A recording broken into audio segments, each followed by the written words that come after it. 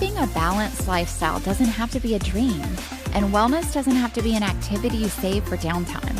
Instead, elevate your personal and professional life with the tips, tools, and insight to holistically support healthier habits.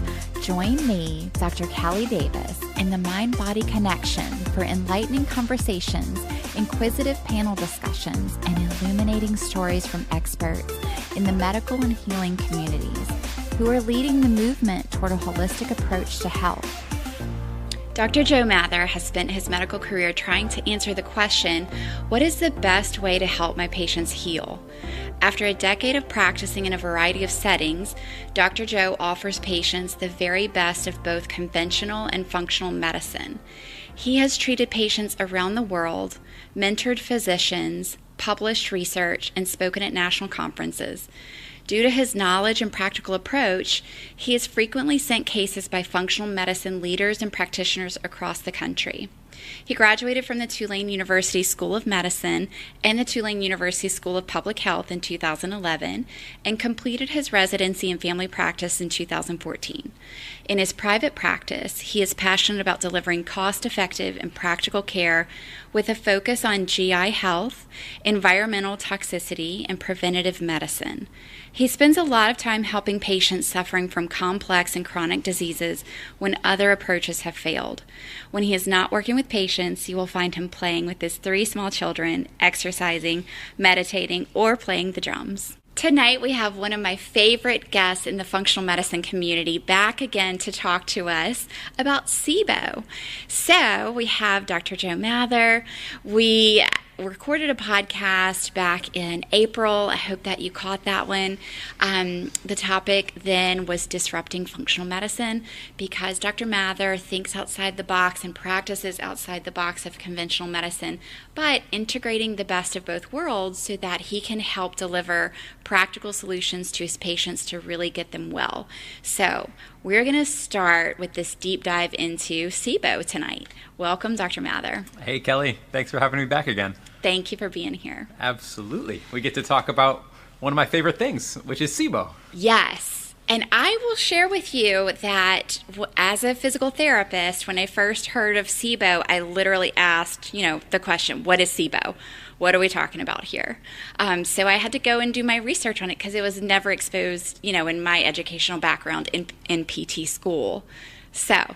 Absolutely, and don't feel bad because it wasn't taught in medical school either, and I'm not an old doctor. Right? Yes. SIBO stands for small intestinal bacterial overgrowth, and the name says what it is, but it takes a little bit of anatomy to understand why it's a problem. So the way that the human GI tract is structured is at the top of the GI tract, the stomach and the upper part of the small intestines have very little amount of bacteria.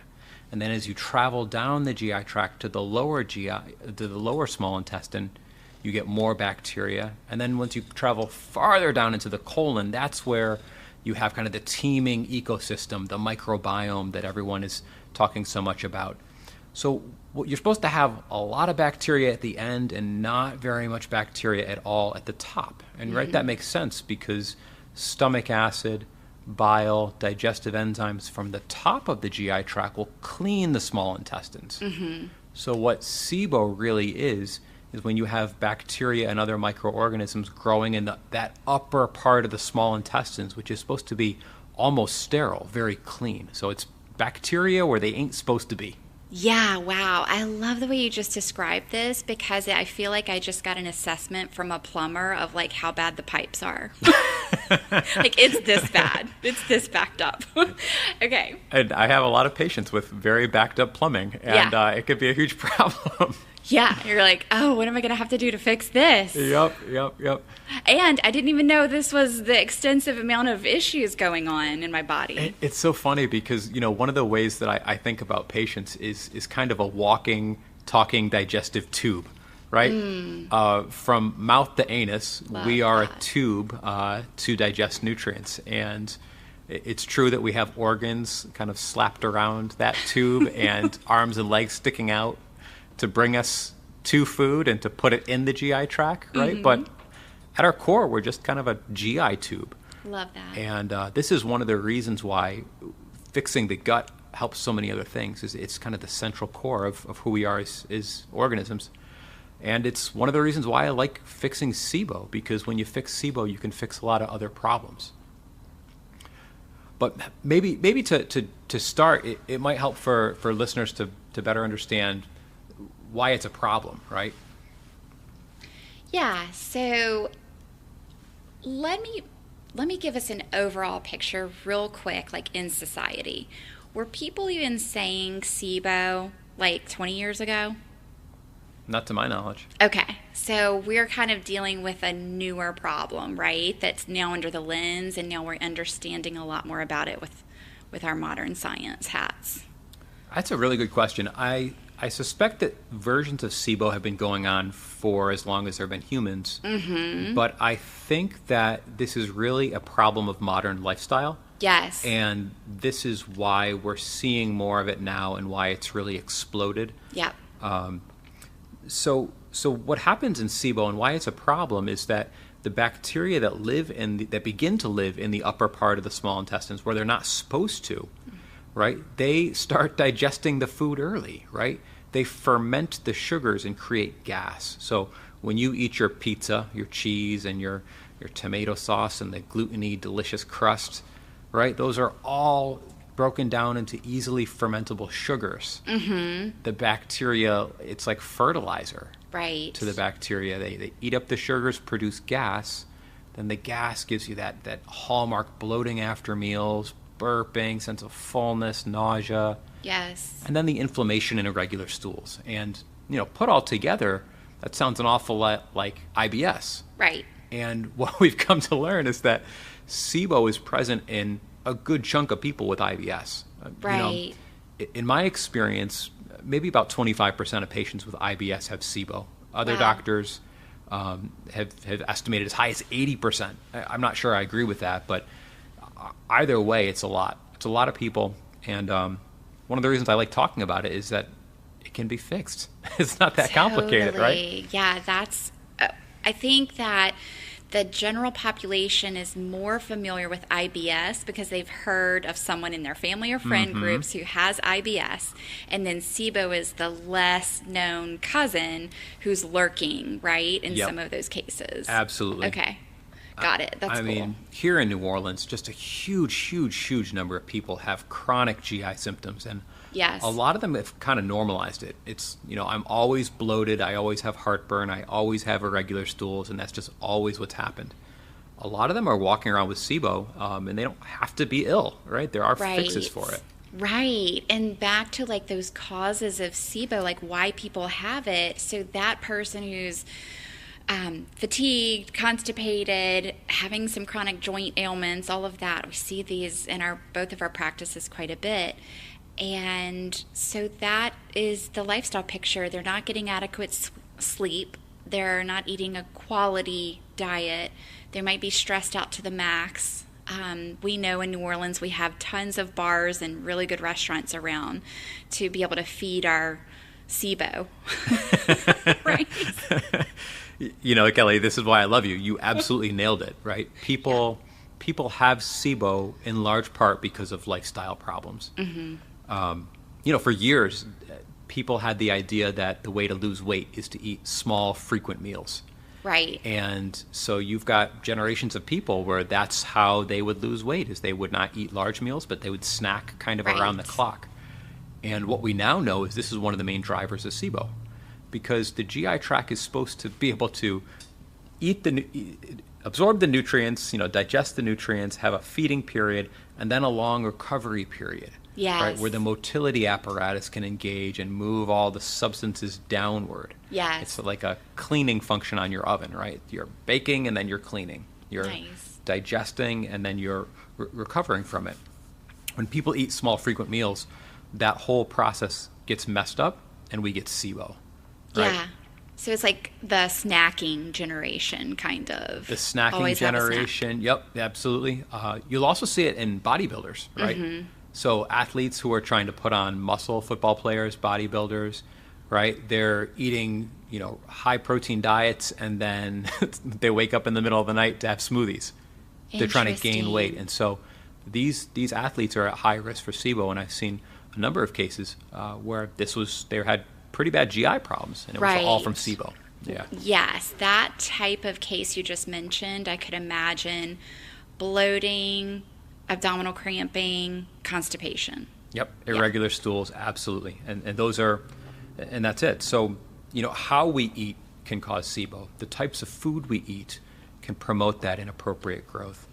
I see a lot of patients who have sleep disorders, right? They're not sleeping enough, and that jacks up their sympathetic nervous system, right? And they aren't doing as good a job at creating the enzymes and the stomach acidity to clean the small intestine. So, poor sleep can drive SIBO.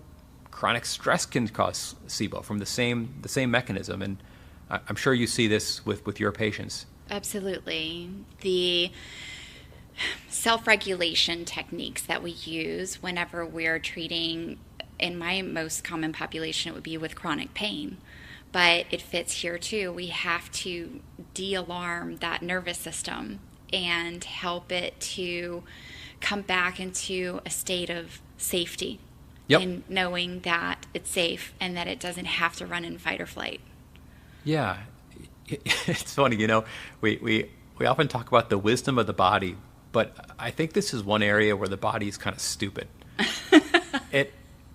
You've got fight or flight, and you've got rest and digest, right? Two main ways to think about sympathetic nervous system and parasympathetic nervous system. But what I see is that in the patients that come to see me, so many things have triggered these patients to go away from rest or digest and towards fight or flight. Their GI systems get really messed up and disordered because of the chronic stressors. And when I say the body's stupid, I think the body does a very bad job at discriminating between emotional worry, spiritual pain, infections, right, physical injuries, emotional problems.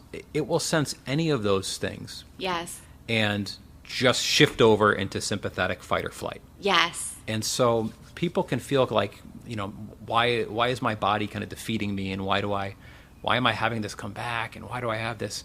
This is happening all over the board, and I think it's part of our culture and society. Yeah, sure. I mean, looking back, evolutionary perspective, I use the word hardwired a lot in the clinic with patients, because I want them to not feel shame or guilt over their body's natural stress response. Yeah. So I'm like, this is hardwired.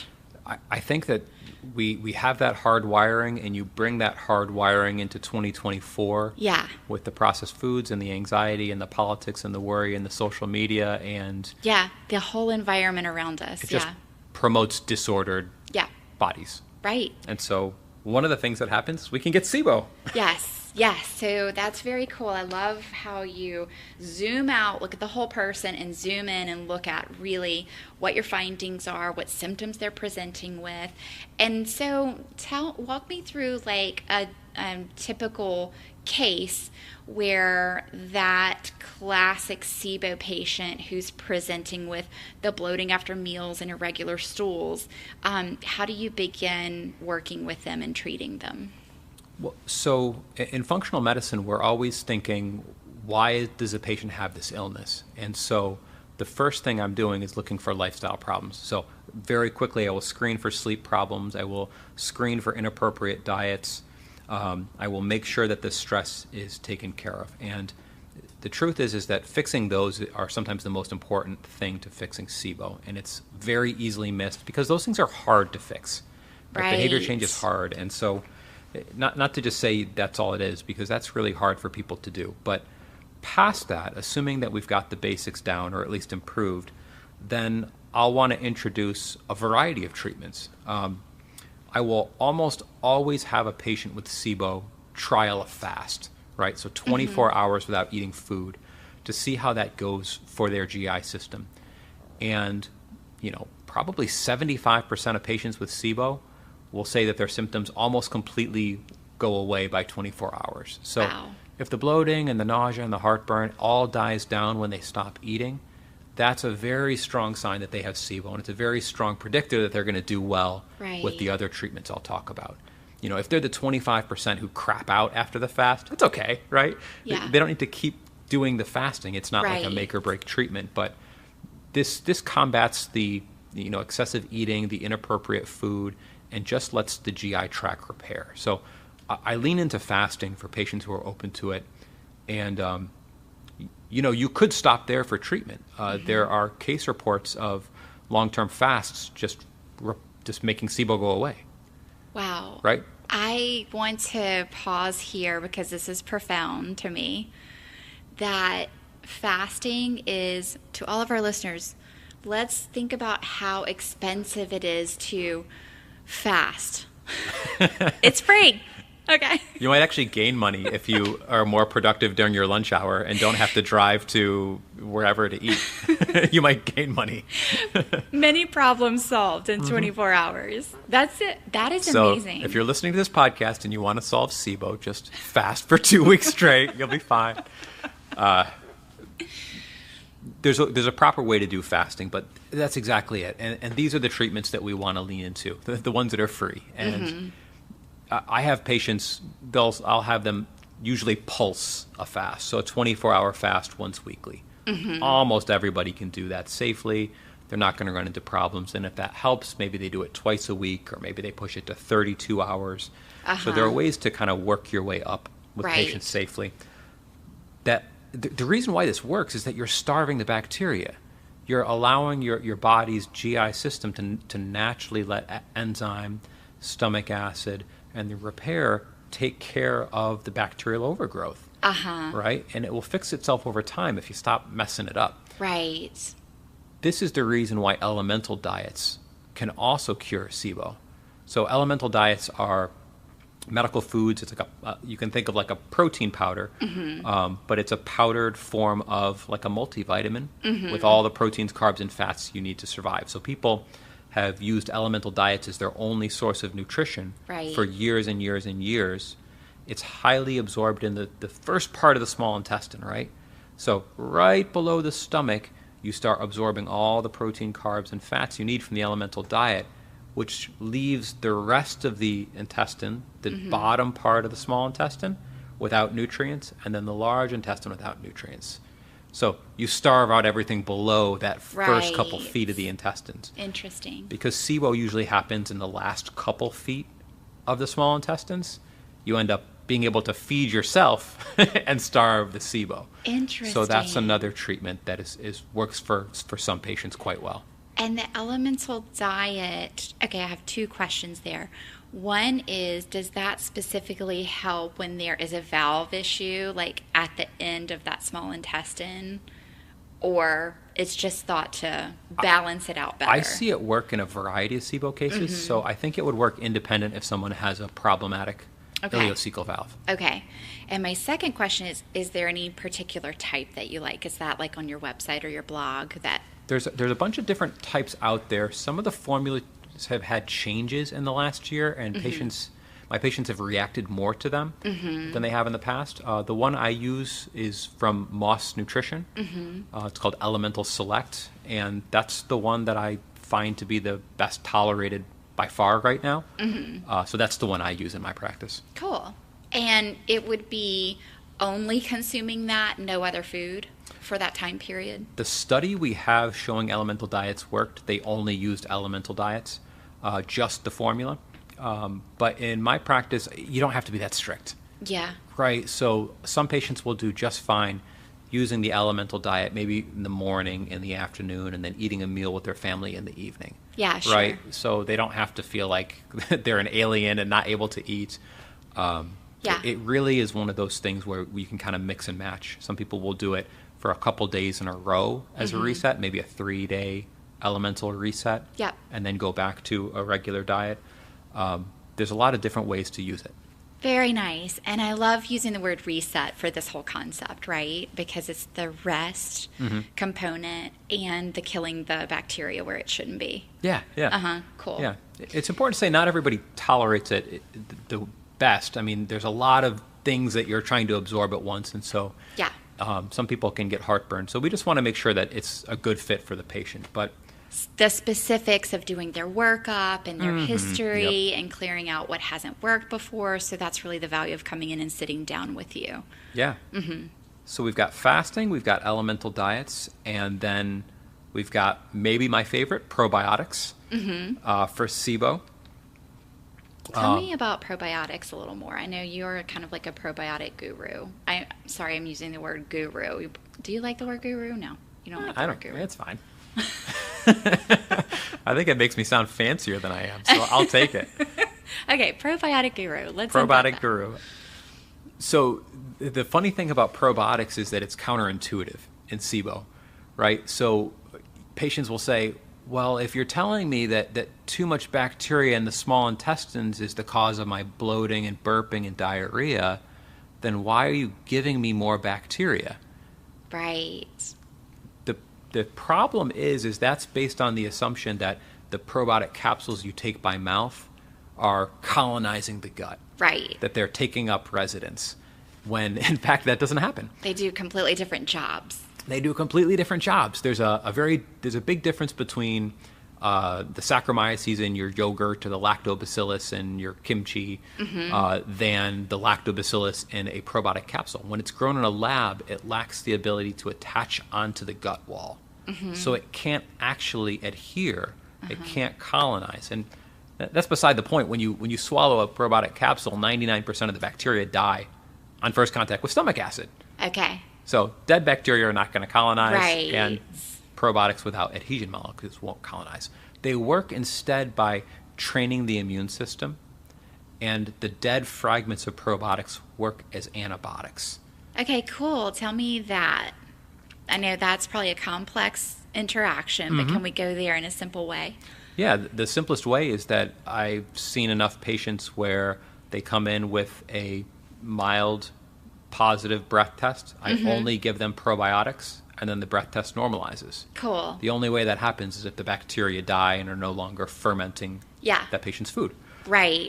And the breath test that's probably something that someone diagnosed with SIBO is familiar with, but for people who aren't familiar with, what does Thank the you. breath Yes, test do? absolutely. So the breath test is a process where you are analyzing the types of gas that the bacteria are creating in the small intestines. And you do it by breathing into a tube. It's kind of a pain in the ass, honestly. You drink a sugar solution, and as the sugar solution goes down your GI tract, wherever it meets bacteria, you'll produce gas, and that gas eventually you exhale through your lungs. Got it. Okay?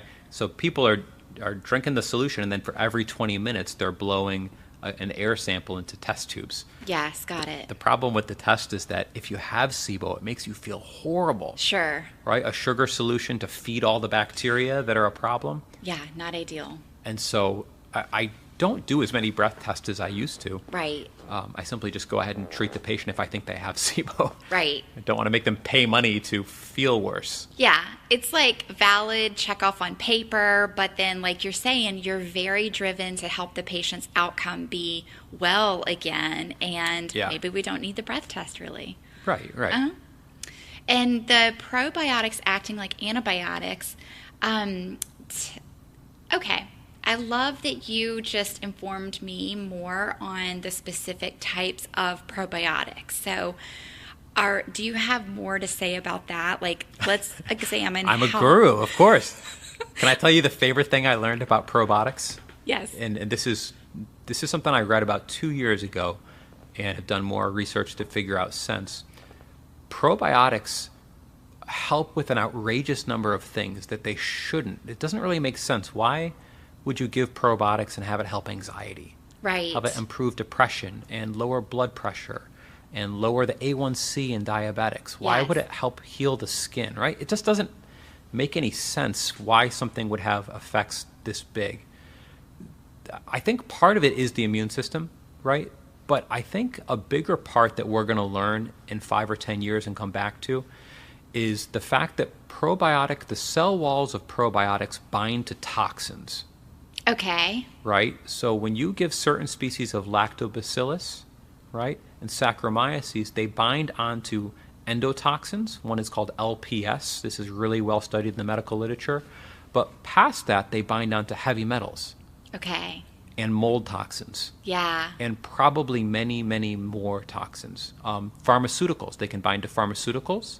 They can bind to certain plastics. Wow. And I think the biggest reason why people are getting chronic disease, or maybe the biggest unappreciated reason, is just chronic exposure to toxicants.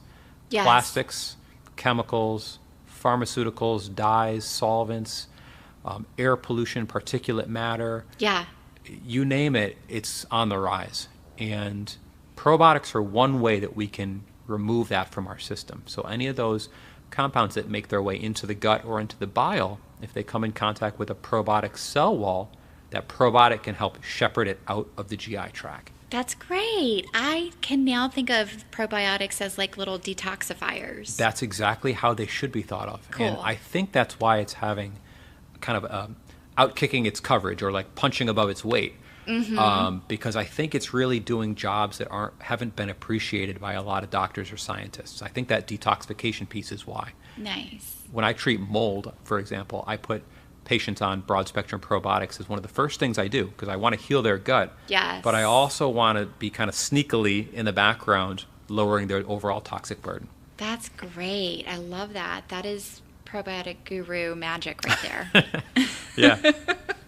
2 for 1. We like all the 2 for 1 things, right? So what would you say about... Well, do you want to talk about antibiotics, perhaps? Yes. Let's talk about that. So on antibiotics, in general, patients are coming to you, and what percentage of your caseload has had exposure to either long-term antibiotics or repeated antibiotics? Oh, man. Well, let's just focus on SIBO. Yeah. A ton. Right. And one of the common situations when people come in and I diagnose them with SIBO is that they had been on 3 or 4 courses of antibiotics in a short time. Right. SIBO doesn't happen with a single course, right? So people kind of worry about, oh my God, I went to the urgent care and they gave me a Z-Pak or Augmentin and I'm going to get SIBO. The gut is stronger than that, but when you kind of are getting closer to 3 or 4 courses in a row, that's where I really worry. Yeah. The other situation are teens who are being given antibiotics for acne. Yes. So doxycycline, minocycline, tetracycline, those are given consecutively for many months in a row. Yep. And that setting in particular leads to a lot of SIBO. So that's a big problem. And so the question is, okay, well, Dr. Joe, you just told me that bacteria in the small intestine are causing SIBO. Then wouldn't antibiotics just fix the problem? Right. Instead of making it worse or causing it? The reason why is that those antibiotics don't kill all of the bacteria, and they don't kill the types of bacteria that really like to grow in the small intestines. Mm-hmm. So they kind of kill the other things and leave the bad bacteria free to go about their business and take over all of the landscape in the lower GI tract, right? So Wow. they're worsening the diversity and letting the bad guys take over. Creating more damage over the long term. Exactly. Mm-hmm. Mm-hmm. And is there anything that does kill the bad guys? Oh, yeah, lots of things. Okay, so the conventional treatments for SIBO work in the right setting. So there's a drug called rifaximin, which is indicated and designed for this use. Okay. So rifaximin does work to kill the bacteria. What I see, unfortunately, is that the GI doctors kind of think about this a little short-sightedly. They, oh, well, you've got bacteria, we'll just treat you with the antibiotic and you'll be better. Right. What happens to the patient is that they feel better when they're on the antibiotic, but as soon as it's pulled away, the symptoms come back. Mm-hmm. And they say, what the hell? I finally felt better, and now it's back, or even worse. The reason why is that the GI doctor, unfortunately, never did a good enough job pre-treating with probiotics, Yes. fixing their sleep, helping them understand their diet is a mess, right? Making sure that they're taking breaks from eating and fasting, and they're not eating around the clock. Yes. They never did the prep work. So if you do the prep work, if you get the diet right, you give them probiotics, and then you treat with antibiotics, that's when the results are way, way better. You take away the SIBO and it's gone for a long time. Yeah. Right? Maybe forever, maybe for a long time. Usually we use combination antibiotics, right? So we'll usually give rifaximin in combination with one of 2 other antibiotics. But there's also herbs, right? So I prefer to use herbs in my practice. They're gentler. rifaximin is crazy expensive. It can be $800 to $900 for a course. Wow. Which is just too much for most people. Whereas you can get, a couple bottles of herbs that work just as well for $100. Right? That our tummy likes. That your tummy likes, and they probably do other helpful things as well. So I'll use a lot of oil of oregano and herbal blends. I'll use a garlic extract that works really well. Wonderful. And then the antibiotics, if needed, right? We always have those as options. Some patients have come in and they've been on, Biocidin is a common herbal, and they said, I've been on Biocidin for 4 months in a row and I'm still bloated. And I'm like, okay, it's time for an antibiotic. Yeah. Or conversely, I get a patient who's been treated by a GI doctor and they've just been kind of running their wheels with Flagyl and rifaximin. Mm-hmm. They're usually a good candidate to try the herbs. Totally. Herbs and lifestyle. Herbs and lifestyle. So on the herbal side of things, is there a diet that's best for SIBO, like the actual foods that you would feed your gut to be able to enhance your ability to get rid of it? The best diet is the starvation diet for the bacteria. So you don't want to give them fiber, is kind of the key. But it turns out that not all fiber is created equal when it comes to these particular bacteria. And so there are certain fibers that cause more symptoms. Interesting. And those are the high FODMAP fibers. Uh-huh. And so FODMAP is a stupid acronym for fructose and a lot of other scientific sounding sugars, right, that are easily digested by the bacteria. So they cause a lot of gas. So what you want to do is you want to remove the high FODMAP foods, the foods that contain lots of FODMAPs, and replace them with low FODMAP foods. That's my favorite diet. There are others, but that's the one I use the most. And low FODMAP, or I think of FODMAP as like a bunch of the sugars that you said that the bacteria like. Yeah. But that is also inclusive of the right types of fibers. So low FODMAP equals good fibers for the gut? Yeah, so the idea might be that you could have someone eating a high fiber diet, and some people may tolerate that great. But the people with IBS or who tend to get SIBO, they just can't handle those foods. And it can be really counterintuitive for patients, because a lot of times they'll start eating healthy and inadvertently start to eat a bunch of high FODMAP foods and feel awful. Yeah. They'll say, I changed my effing diet. I'm working out. I'm eating broccoli and onions and cauliflower and apples and nuts and seeds. All the fiber. I'm getting all the fiber. I'm getting all those nutrients. I used to eat, Wendy's. Why am I feeling worse? Right. And they give up.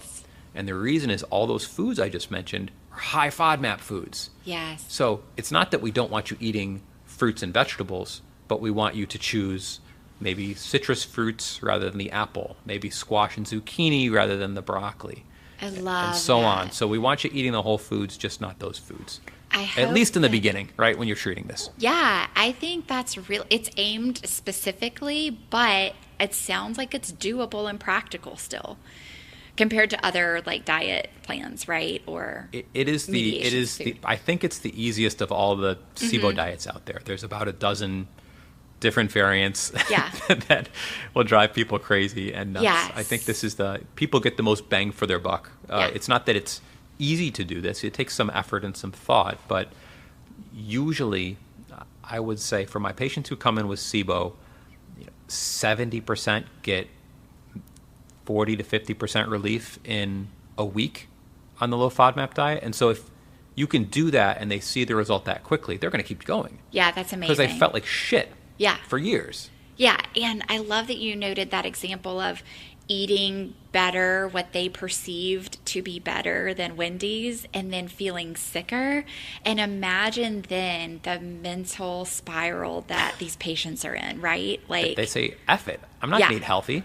Yeah. And why would they? If they feel worse, it wouldn't make any sense. But there's always a reason why we have symptoms. And so the key is always just trying to look a little deeper for why is this happening. Excellent. I love that. I hope that definitely sheds some light on this conversation in people's heads, trying to figure out their gut. So what does not work for SIBO? Let's talk about that. Yeah. So I'm not sure if you know, but there's a lot of stuff written on the internet. What, do you mean Dr. Google? Are you bringing Dr. Google into this conversation? I am bringing Dr. Google into this conversation. There's a lot of things that kind of get repeated in integrative and functional medicine circles as truth when it's not. Mm-hmm. And so there's this idea that you have to give prokinetics. So going back to kind of the big physiology of the gut, we talked about how the gut should have time to rest in between meals. And the reason is that rest in between meals turns on the motility of the gut, the process where the little cilia can encourage everything in the gut to move from top to bottom. Mm-hmm. So things are moving down into the large intestine. So if that motility process is disrupted, we can get SIBO. It's one of the reasons why we get SIBO. So a lot of practitioners have been saying, well, if the motility causes SIBO, problems with motility cause SIBO, I have to give supplements and drugs and medications to improve motility. Like laxatives. Well, or the old school form would be. Well, so they're different than laxatives. Mm-hmm. People get them confused. Okay. So we're talking about low-dose naltrexone, a low dose of a drug called erythromycin, and then motility blends that usually incorporate ginger and artichoke. There's a bunch of these formulas out there. There's another one called Iberogast. Mm-hmm.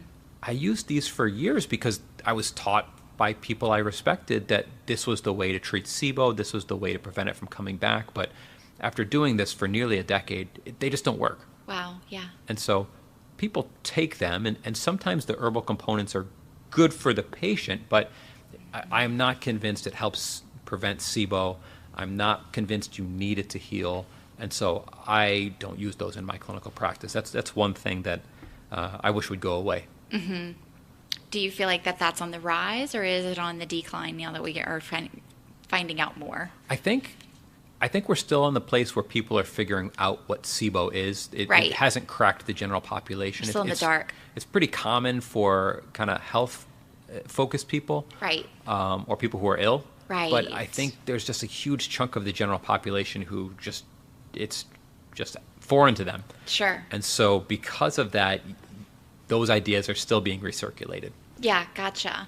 And I do want to make a little note here on the motility part from physical therapy practice and just even the movement, right? The kinetic part and the working part. So I'm so glad you're going to say this. The gut, because I love this super fancy prescription to give to patients for physical therapy exercise, and that is called walking.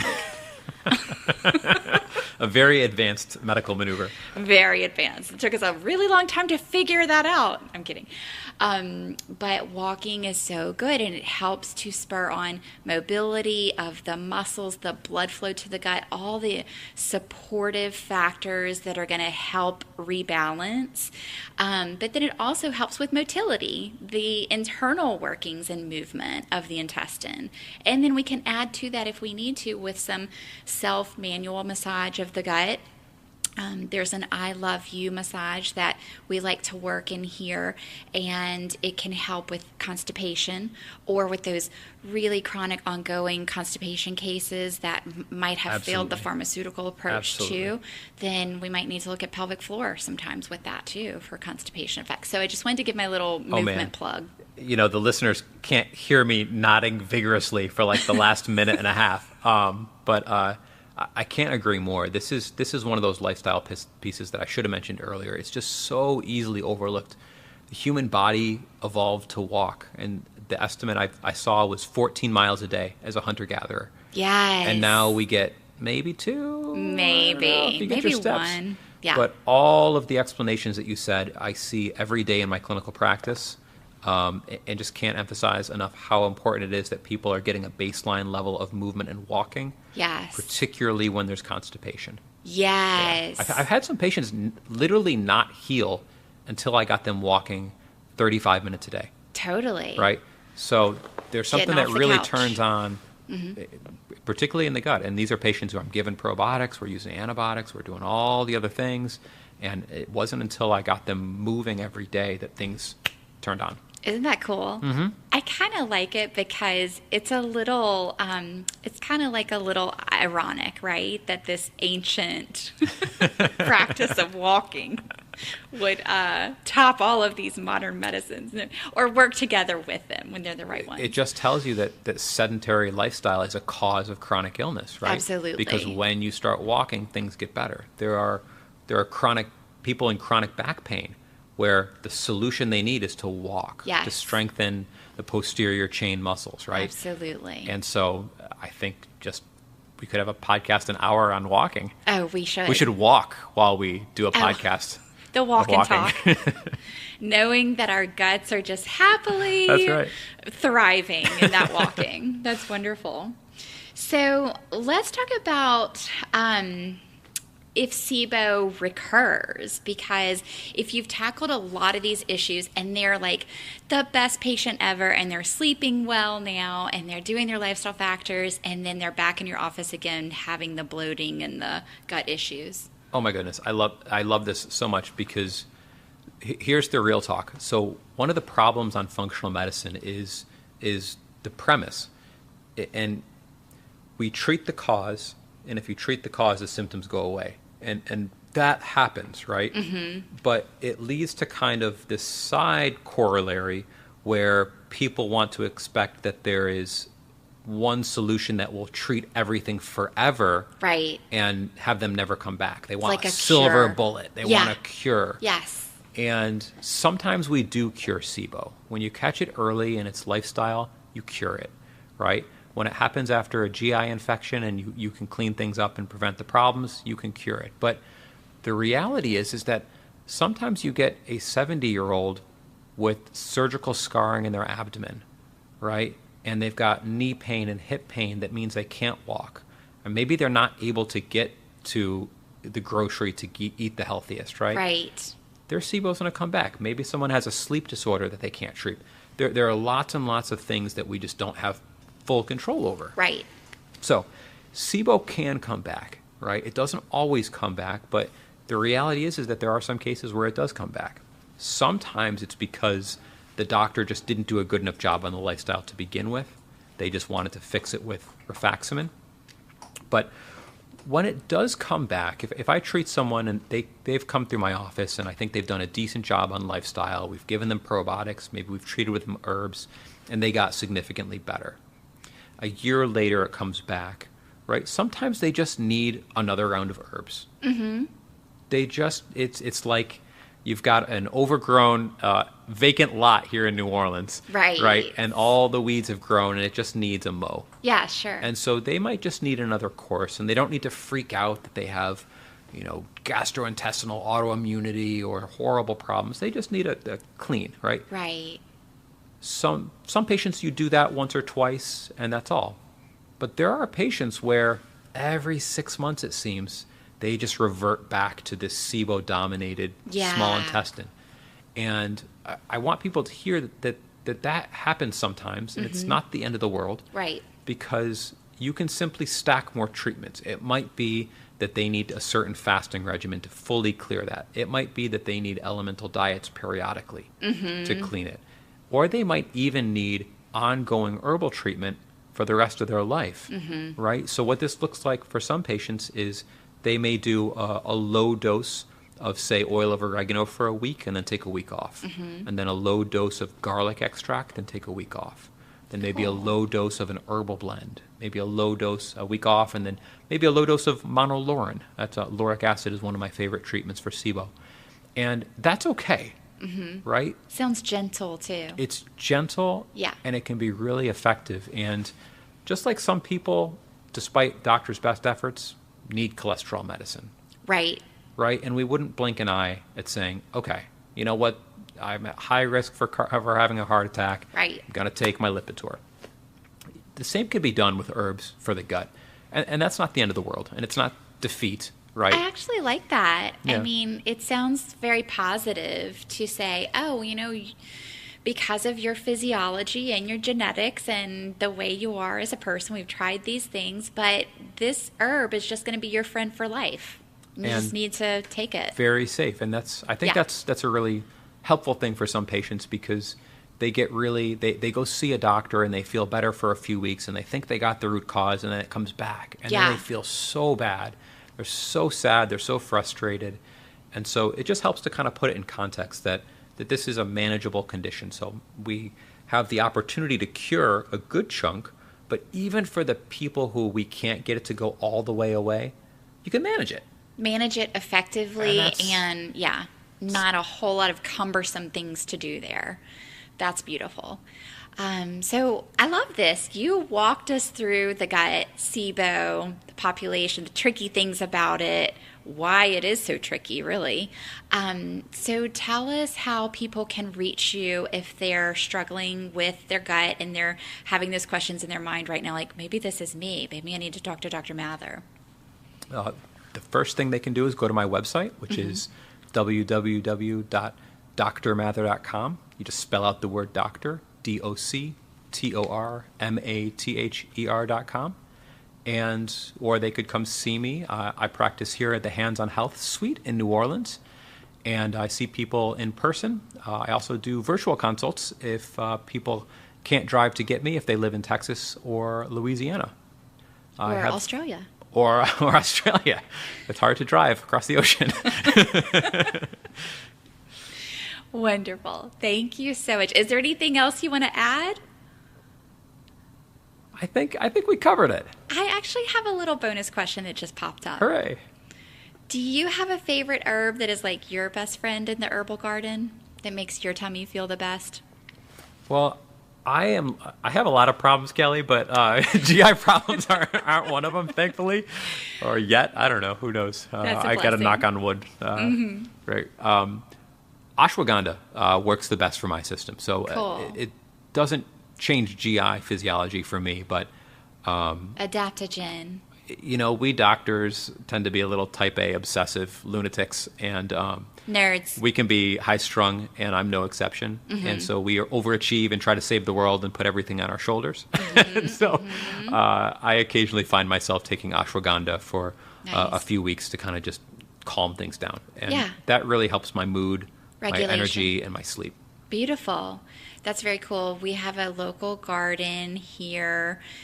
The name escapes me at the moment. I might plug it into the notes, but they have a lot of ashwagandha that they're growing, and you are invited to come and learn, harvest, and make your own tinctures with the ashwagandha. Speakeasy Farms. Oh man, I have to go. We have to go on a field trip. Let's do it. Totally. Oh, that's so cool. Let's do that. Let's do the field trip, and then we'll come back for another podcast. Okay. Okay, great. With some homemade ashwagandha tea. Yes. Thank you, Dr. Mather. Thanks, Kelly.